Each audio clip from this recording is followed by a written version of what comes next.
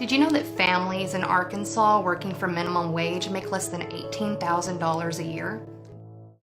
Good afternoon. Max Brantley with the Arkansas Times on Tuesday, October 23rd. Well, the lead news today is about the Little Rock School District, and state management of that district has gone from bad to worse. Johnny Key, the state education commissioner who serves as the Little Rock School Board under state takeover, which is now 4 years old, sent word yesterday, at least it leaked out, that he doesn't intend to honor the professional negotiating agreement struck between the Little Rock Education Association, the teachers union that represents Little Rock School District employees, any longer. This is what he wants. He wants that contract to say that it can be abrogated at any time that he suits, which means makes it worthless. But particularly this, he wants it to say that the union will waive the teacher fair dismissal law in Arkansas when it comes to teachers who are employed at schools that have D's or F's under the state school report card. These are, of course, schools that are overwhelmingly populated by poor minority children, often children who can't speak English. He wants to blame the problems on the teachers. I'll remind you that the state has been in charge of this school district for 4 years. They haven't decided to remove any of the school principals in this district. Johnny Key employed the superintendent of this school district, but he's decided that low school grades are the fault of the teachers, not anybody else, not him, of course.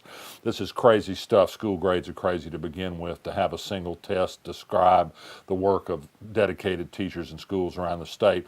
This also is bad news for the teachers elsewhere in the state. The fair dismissal law is something that the Republican powers that be and the Walton-funded Education Choice Group don't think much of anyway. They like fire at will. It doesn't really matter what you produce. If they don't like you, they want you gone, and the sooner the better. One question that Johnny Key has not yet answered is whether or not he's attempted to fire any Little Rock school teachers and been unable to do so because of the fair dismissal law. My kids went to Little Rock schools. They had good principals, and they knew how to weed out bad teachers, and we generally had pretty good ones. Anyway, that's my screed for the day. By the way, Representative Clarke Tucker, who's running for 2nd District Congress as a Democrat, there's been some fuss in his race over just who's the best candidate in that race for black people to vote for. Well, Ernest Green, the Little Rock Nine, has filmed a TV ad saying the Little Rock Nine backs Clarke Tucker. I think that's what's called a solid gold endorsement from the black community. News from the AAUW on its annual gender pay survey. Arkansas ranks 30th in gender parity pay. That is, women here make about 79 cents for every dollar that men make. Could be worse, I suppose.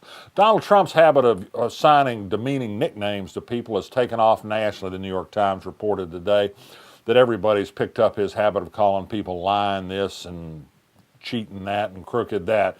It's not a very high level of discourse, and it's come to Arkansas. The Republican Party of Arkansas, headed by Doyle Webb, who has a pretty sorry personal record of his own, has now taken to sending out mailers ascribing dirty nicknames to candidates for office. They're calling Celeste Williams, who's running for state representative from Bella Vista against a Republican, they're calling her Crooked Celeste. Why is she crooked? Well, they say she's a friend of Hillary Clinton. She's never met her.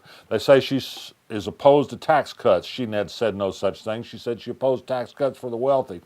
They say she's for a bankrupting health care plan. Well, guess what? She supports Republican Governor Asa Hutchinson's expansion of Medicaid to the working poor. That's how crooked Celeste is. You decide who's crooked. It's not her. More prison deaths, another death at Tucker Maximum yesterday. The state police has been called to investigate. They're not saying why, but I think we can safely assume it is yet another case of a death likely linked to ingestion of an illegal drug in the prisons. They don't have a handle on it. They don't like to talk about it, and they don't release much information down there. The correction department is something else that needs some fixing. John Thurston, the state land commissioner, who's running for Secretary of State, doesn't have any qualifications. His Democratic opponent, Susan Inman, has years of experience in the office as an election expert. She'd be perfect for the office.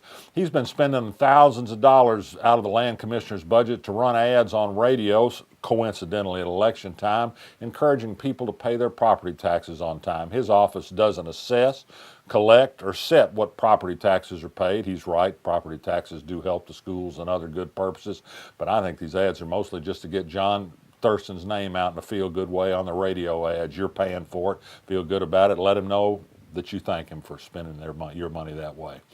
Controversy brewing in Bryant. Jill, Republican Dabbs, the hot and bothered mayor of Bryant, who always has a controversy going, is up for election this year for a third term, and multiple city department heads have complained about her style of management and the way she treats people. She's particularly been hard on the parks director because he rented the Bryant pool to a private dance party from a man from Little Rock, and it was full of African-American people twerking. She and the police chief decided that twerking is pornographic, and she doesn't ever want to see that happen again in the city of Bryant. Check out Arkansas Blog for more details on this. Looking for something to resent Donald Trump's lies about the caravan from Central America, the issue of the day, which is being used to influence the election. They're hundreds, thousands of miles away. They present no threat to the security of the United States. He's lying about ISIS and Middle Eastern terrorists being seated among them. But people do seem to be gullible, and they do seem to take this stuff, and it does seem to work. So I guess we have met the enemy, and he is us, Pogo once said. I'm Max Brantley. I'm still going to resist. I'll be back tomorrow. I'm Amy. I'm a school custodian in Russellville. I'm a single mom and I'm proud to work hard for my family. I need to provide for them. I need to make sure that they're cared for and loved and they have everything that they need. Did you know that families in Arkansas working for minimum wage make less than $18,000 a year? That's barely enough to put food on the table, much less pay for rent and other basics. Raising the minimum wage may seem like a small deal, but it makes a big impact on families like mine.